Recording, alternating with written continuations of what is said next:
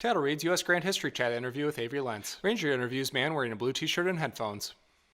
All right. Hello, everybody. This is Nick Sacco, Park Ranger at Ulysses S. Grant National Historic Site in St. Louis, Missouri. And you are watching episode 11 of the U.S. Grant History Chat. And you saw him on the History Channel's documentary on Ulysses S. Grant, and now he's with us for the chat.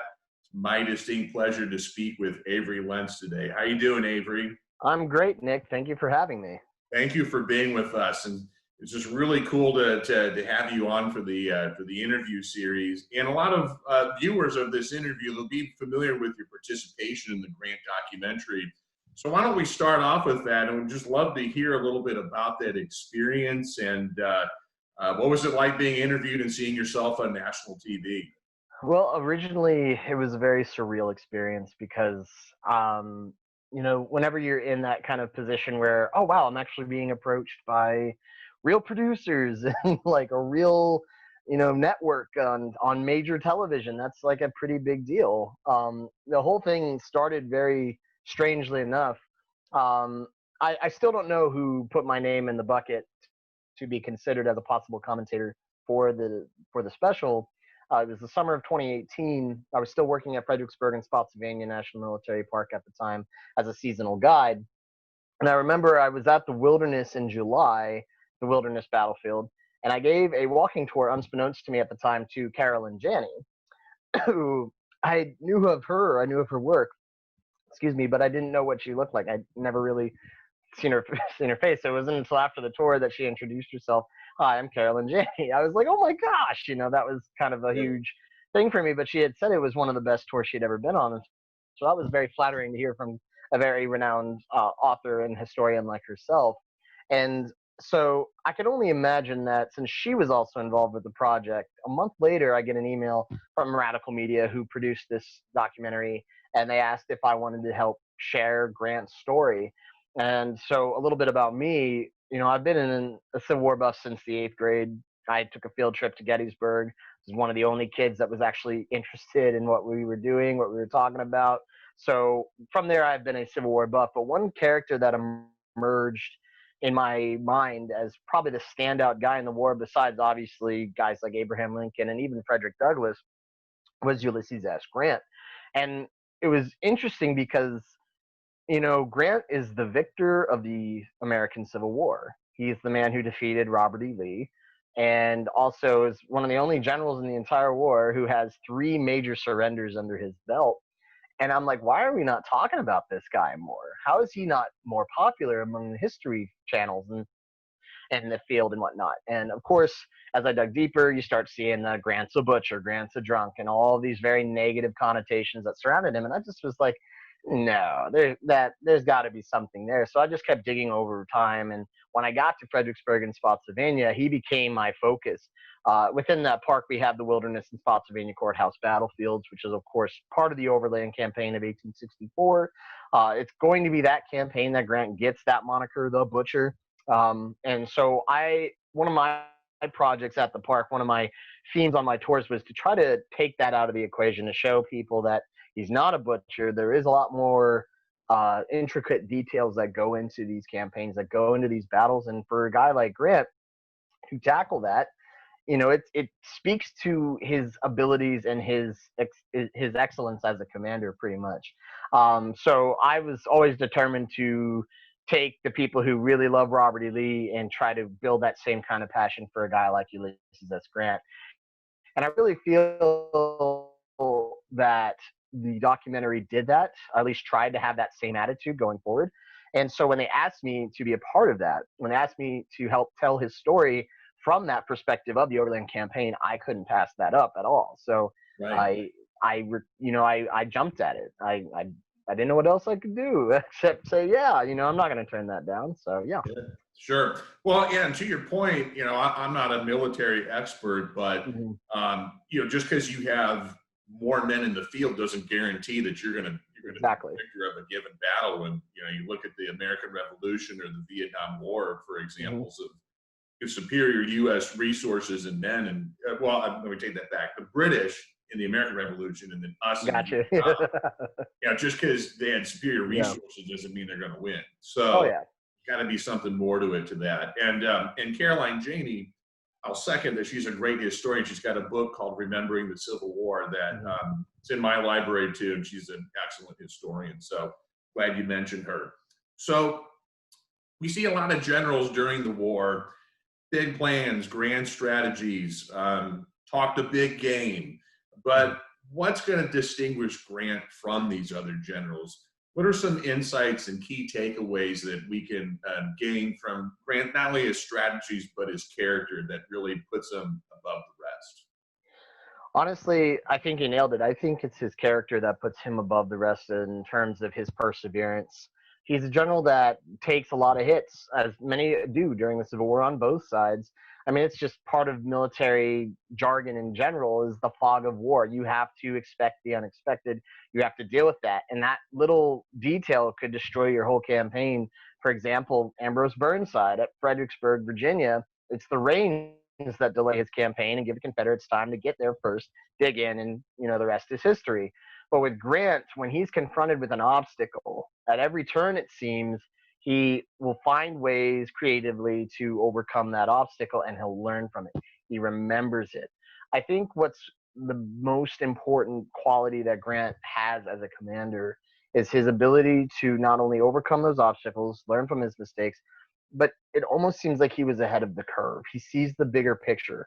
He sees that this war is not going to be won by single individual battles. It has he along with William T. Sherman and a lot of other generals, said at the beginning of the war, this is going to be a long conflict. It's not going to be short. It's not going to be this traditional Napoleonic one battle wins the whole war kind of conflict. I mean, he went into this thinking, this is a hard and determined enemy we're facing. They're our countrymen, and they're not going to give up without a fight. They surely will fight to the last man if we allow them to. So we need to find a way to bring this war to a close as quickly as possible, but also make it a definitive war, to make it a definitive conclusion. And so with Grant, during the Overland campaign, a lot of times on my programs at the park, I would compare that campaign to, say, the drive from Normandy in World War II to the victory in Europe Day, to the surrender of Germany. And Eisenhower, when he was planning that campaign through France to the Siegfried Line, he studied Grant. He was studying the Overland campaign tactically and strategically and saying, okay, what worked for Grant and how can I apply it successfully in the European theater of World War II? And as we all know, the Allies were ultimately successful. And that speaks a lot to Grant's credit that he's inspiring commanders in wars yet to come, because up until that point, Grant is one of the first generals to have command of all armies coordinating at once. So he is the first since George Washington to have their rank of lieutenant general. So he does have this ability to command multiple facets and say, okay, you're going to target this strategic location, you're going to target this strategic location. And ultimately, Grant decides it's the armies themselves, the Confederate armies themselves, that's going to be our target. So he's fighting pretty much for a war of annihilation. I know that has been thrown out a lot, war of attrition, but not just, I have more men, so I'm going to throw and grind away. No, it is a sense trying to outwit and surround and destroy your enemy and try to find a way to trap them. And Grant does to Robert E. Lee that no other commander had done, and that is basically frazzle him. Many, many times over the Overland campaign, I know the popular history makes it seem like Robert E. Lee had Grant pegged at every turn, hence why he's getting to every battlefield first, hence why he's not, giving him a clear-cut victory. But if you look at Lee in his private correspondence and some of the accounts of his officers, Robert E. Lee is in a very tough spot in 1864 and 65, and he knew it right after the Battle of the Wilderness that he was facing a commander he had never faced before, and someone who had a drive that he had never seen before on these Eastern theater commanders in Virginia and whatnot. So definitely Grant brings his skills and his experiences that he learned out west, that he learned in the Mexican War, and he applies them in the Eastern theater of the Civil War, and ultimately it helps him become successful against Robert E. Lee. Absolutely. And I love that you brought up entrapment, because the key thing here too is as long as he can keep Lee bottled up in Virginia, you enable Sherman to do his march to the sea Exactly. and make his way up, and he's got nowhere to go.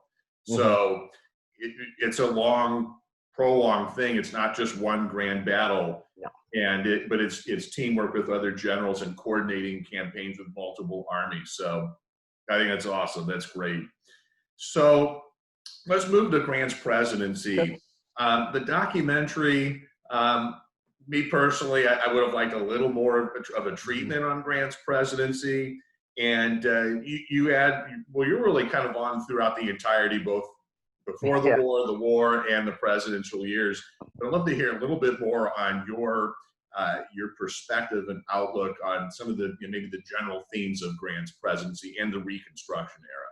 Absolutely. I'm going to agree with you there. When I was viewing the whole documentary, it was my first time viewing it. It's not like I had a pre-screening before anyone else. It was real time for me, like it was for you and everyone else. So I was a little disappointed that we just kind of brushed through his presidency very quickly. I think playing devil's advocate, it's a whole nother story. This documentary definitely seemed more aimed at his Civil War experience, his Civil War story, which, to be fair, that's something that needed to be retold in a revised historical narrative. And I think they did that exceptionally well.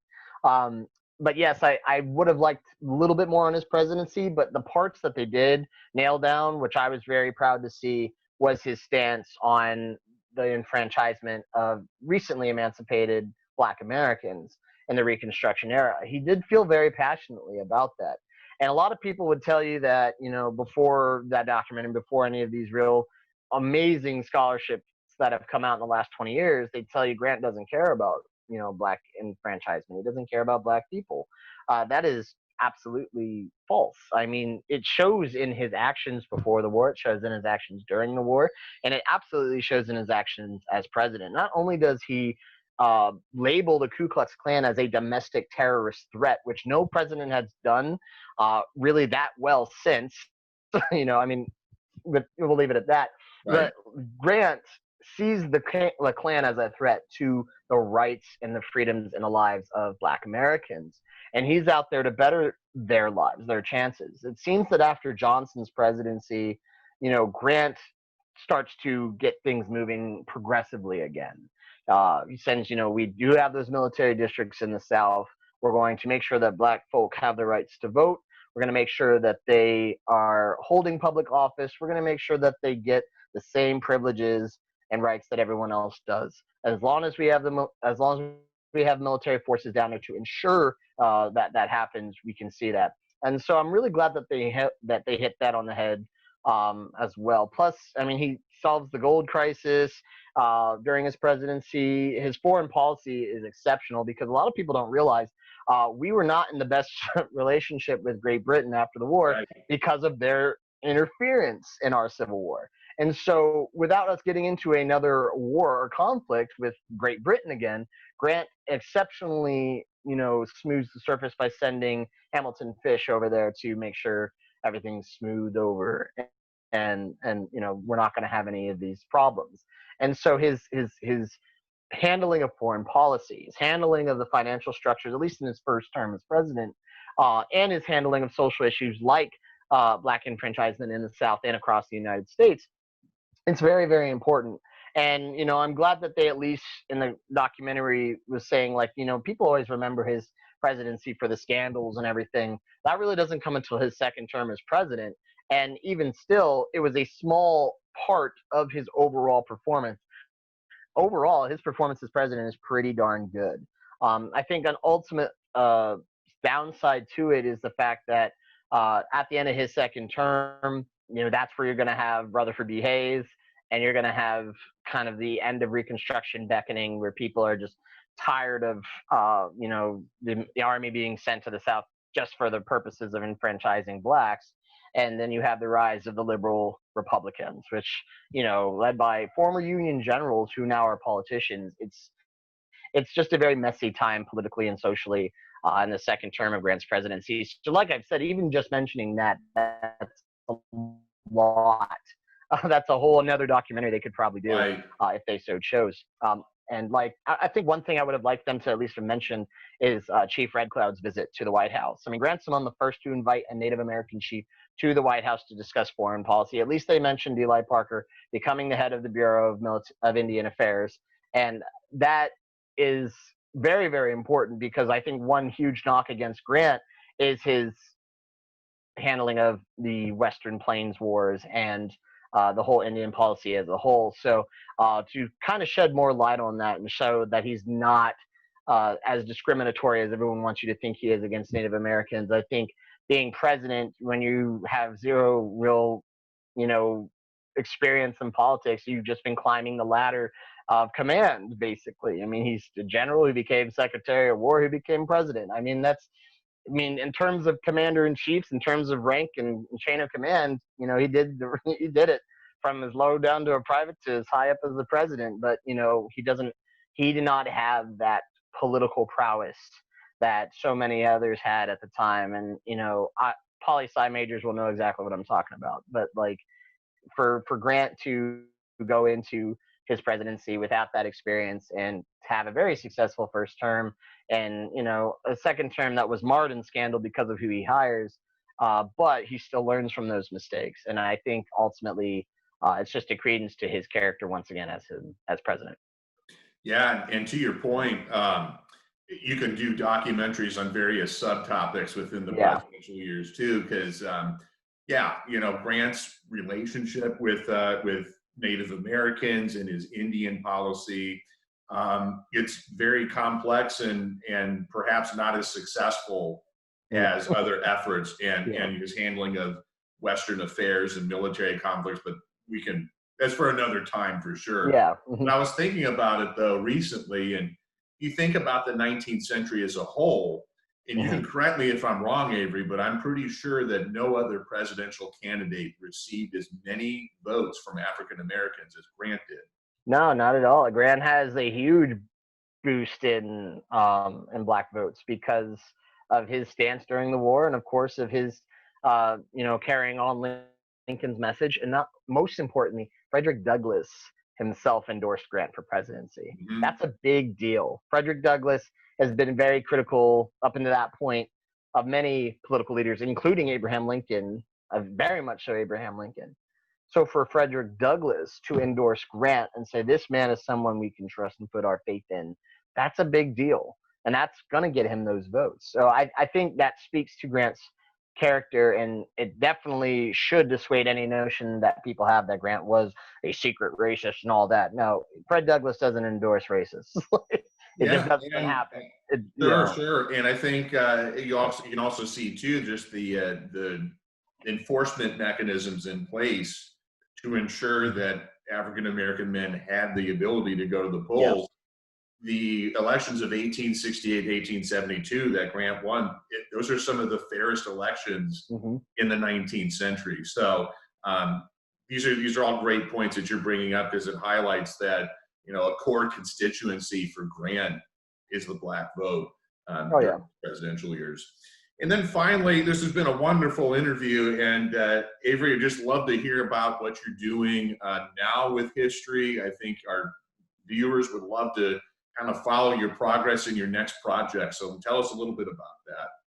All right, yeah. So I'm not currently employed with the National Park Service anymore. I've taken a little bit of a hiatus for a few years, trying some other things, and I still have my history foot in the door. I have to do something with my 2 degrees, right? I would say. So in January 2019, last year, I started a podcast, and this is the big craze right now. Everyone's doing a podcast. Everyone and their mother has a podcast. Right. But mine, I wanted to do something a little differently. So I took something I was very passionate about, which is military history, especially pertaining to the American Civil War. And I didn't just want it to be a dry vomiting of military minutia and whatnot. I wanted to bring in the social, political ramifications. We talk about these actions, but not in great detail. We don't go into every single grid, and whatnot. Right. We definitely are going to approach a conflict or a battle in history and try to relate it to the bigger narrative and say, why should you care about, what's going on? For example, we have today the 70th anniversary of the United Nations forces landing at Incheon, South Korea during the Korean War. So why should anyone care about that? Well, that frees up a lot of the United Nations forces that were fighting elsewhere on the peninsula. It's heralded as a military turning point. North Korean forces are going to withdraw, and the Korean War is about to enter a new chapter with the Chinese intervention that's soon coming. So that's something that we hint in those episodes, and we don't really try to go into grave detail. I know we've had a few people with feedback come back and say, hey, it would be nice if you guys went in deeper detail. And then there's other people who come in and say a little lighter. So it's trying to find that middle ground. But it's called Battles and Banter because I have my friends on and we like to banter about history. We like to banter about military history, and we are just trying to be humorous. I know I've become infamous for my dad jokes on the show a lot, to the point where people in the reviews are like, please, God, no more dad no more dad jokes. And so it's just something that's a lot of fun, and it also helps me network and meet other podcasters. I have plenty of other friends now who all have podcasts, and we have kind of our unofficial little network of shows within this region. And so we've been trying to take this show and make it something that's more digestible to non-military history aficionados, to more of the general public. I will just say we do have explicit language and we do have alcoholic content while we record. So it's NSFW, but it's nice for drives and for, just your personal listening. And it's a way that people can try to approach history differently. So I was really inspired by Drunk History doing this, because a lot of people I know who watch that show aren't history buffs, but they love it. So it's like, that's perfect. That's the people I want to reach with this. I want to reach a wider audience. So we're still growing, and you can find us on iTunes, Spotify, Google Playlists, any other major listening platform. And also we have social media. We're on Facebook, Instagram, and Twitter.